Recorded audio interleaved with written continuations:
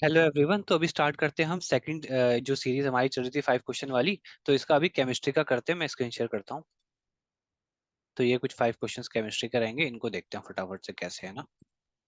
तो पहला question guys यहाँ पे बोला जा रहा है, out of below which is liquid at room temperature. मतलब जो हमारे पास ये ऑप्शन दिए हुए हैं, गोल्ड, सिल्वर, गैलियम, गैलेना, इनमें से कौन सा लिक्विड है रूम टेम्परेचर पे।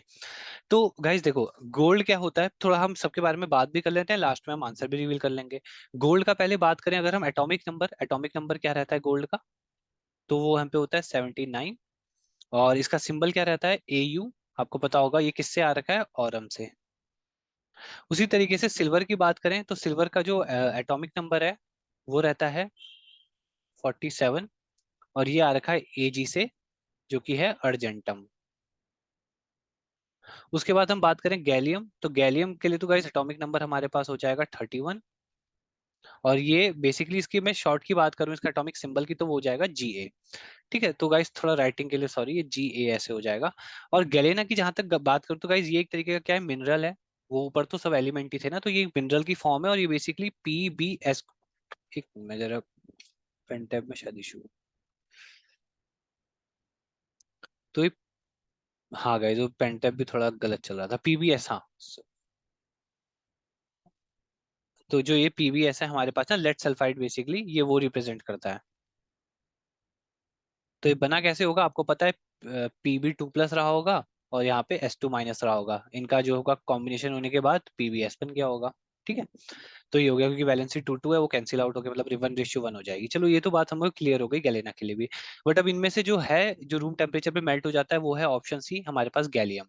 ठीक है। इवन आपने यहाँ पे क्या करना, आप यूट्यूब पे कुछ वीडियोस और भी देखना है ऐसे ही ना, आप सर्च करना कि गैलियम जो है, उसका मतलब आप उसको हाथ में रखोगे ना मेटल को, तो बिल्कुल लिक्विड बन जाएगा। तो आपको वीडियोस देख के ना एक बहुत ही अच्छा मतलब विजुअल मिलेगा, जिससे आप और अच्छे से साइंस के बारे में, बेसिकली ना यही होता है साइंस को अगर आपको बहुत ज्यादा इंटरेस्टिंग बनाना है, तो आप हर चीज को देखो प्रैक्टिकली वो हो कैसे रही है। धीरे धीरे करके आपको पता भी नहीं चलेगा, आप साइंस में काफी इंटरेस्टेड हो जाओगे।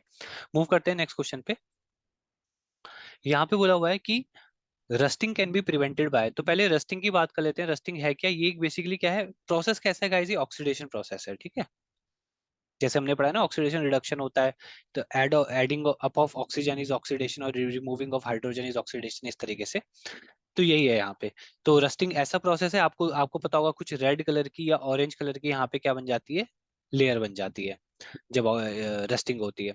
तो रस्टिंग के लिए और नेसेसरी कंडीशन भी आपको पता होगा, जैसे मॉइस्चर रहना चाहिए। तो मॉइस्चर हम क्यों बोलते हैं, क्योंकि इसमें क्या होता है, ऑक्सीजन भी होती है और वाटर भी होता है। तो ये बेसिकली रिएक्शन को इनिशिएट कर देते हैं। तो ऐसा करने के लिए हमको, अब आयरन को हमें बचाने के लिए क्या करना पड़ेगा, हमको इसके ऊपर प्रोटेक्टिव लेयर बनानी पड़ सकती है। तो अब हम क्या कर सकते हैं, हम पेंटिंग भी कर सकते हैं, बिल्कुल आपने देखा होगा पेंट भी करते हैं लोग। या फिर आप गैल्वेनाइजिंग भी कर सकते हैं इसको, बेसिकली गैल्वेनाइजेशन एक प्रोसेस है। और आप अलॉइंग भी कर सकते हैं, यानी कि आप एक मेटल को मिक्स करो दूसरे मेटल के साथ या किसी नॉन मेटल के साथ, तो बेसिकली होता क्या है, एलॉय बनने के बाद गाइज न्यू प्रॉपर्टीज आ जाती है उस सब्सटेंस की, जिसमें हमने चेंजेस किए हैं। तो इस वजह से आप ये कर सकते हो। तो इसलिए गाइज यहाँ पे ना जो ऑप्शन हो जाएगा, वो हम पे हो जाएगा ऑप्शन डी, ऑल। ठीक है। तो इस तरीके का प्रोसेस है, बट यहाँ पे, एक सेकंड गाइज, एक सेकंड ना।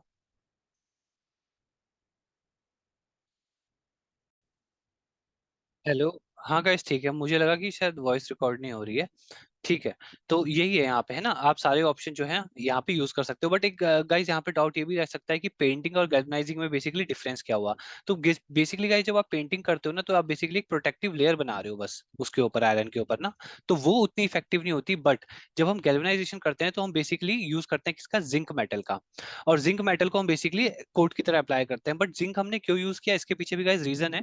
क्यों, क्योंकि जब आप जिंक को वहां पे अप्लाई करते हो, तो जिंक क्या है, बेसिकली एक मोर रिएक्टिव मेटल है देन आयरन से।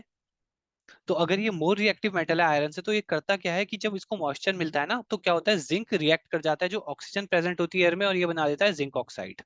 तो जिंक ऑक्साइड बनाने के बाद यहाँ पे क्या होता है, एक लेयर बन जाती है। और ये जो जिंक ऑक्साइड की लेयर होती है, काफी हार्ड होती है, स्टिफ होती है। तो फर्दर जो होती है ये, और अंदर की जो एक्चुअल में आयरन है, उसको प्रोटेक्ट करके रखती है। तो ये बेनिफिट होता है गैल्वनाइजेशन का। मूव करते हैं नेक्स्ट क्वेश्चन पे। यहाँ बोला हुआ है ब्रास कंटेन। तो आपको पता होगा ब्रास पहले तो क्या है, एक एलॉय है। तो ये है, इसमें क्या होता है, कॉपर प्लस जिंक होता है, कॉपर प्लस टिन होता है, कॉपर प्लस सिल्वर होता है, कॉपर प्लस निकल होता है। तो गाइस ऑप्शन ए करेक्ट हो जाएगा यहाँ पे, कॉपर प्लस जिंक। और जहां तक गाइस परसेंटेज की बात है कि क्या कितना मिला है, तो उसके लिए गाइस आंसर ये है कि वो डिपेंड करता है कि आप क्या चीज प्रिपेयर करो। तो आप ये जो परसेंटेज है ऊपर नीचे कर सकते हैं, तो सो दैट प्रॉपर्टीज में भी वही चेंजेस आएंगे, हार्डनेस में, स्ट्रेंथ में। तो ये है यहाँ पे। बस मेन आपको ये बताना चाहिए कि कॉपर जिंक से हमको ब्रास मिलता है। अब यहाँ पे बोला हुआ है चीफ ओर ऑफ एल्यूमिनियम। तो ये भी काफी इंपॉर्टेंट क्वेश्चन है गाइस। देखो यहाँ पे एक लॉजिक है ना, फेल्सपार दिया है, क्रायोलाइट दिया है, बॉक्साइट दिया है, और नन ऑफ दी अबव। तो गाइस चीफ ओर ऑफ, अब देखो गाइस सबसे अच्छी बात ये है ना यहाँ पे होने को, तो एल्यूमिनियम इसमें से भी, पहले तो ओर क्या होता है, एक ऐसा कंपाउंड कह लो आप जिसमें से हम करते क्या है, मेटल एक्सट्रैक्ट करते हैं। ठीक है, ये तो हमको पता लग गया। तो अब जो फेल्सपार है इसमें से भी एल्यूमिनियम मिल सकता है, क्रायोलाइट में से भी एल्यूमिनियम मिल सकता है, बॉक्साइट में से भी एल्यूमिनियम मिल सकता है। तो तीनों में से मिल सकता है, बट चीफ ओर का मतलब आप समझ रहे हो, यानी कि कौन सा ऐसा ओर है जिसमें सबसे ज्यादा निकाल सकते हो एल्यूमिनियम। तो गाइज एल्यूमिनियम के लिए आंसर हो जाएगा हमारे पास ऑप्शन सी, बॉक्साइट। तो इसका फॉर्मूला भी आप देख सकते हो, Al2O3.2H2O। तो इस तरीके से रहता है।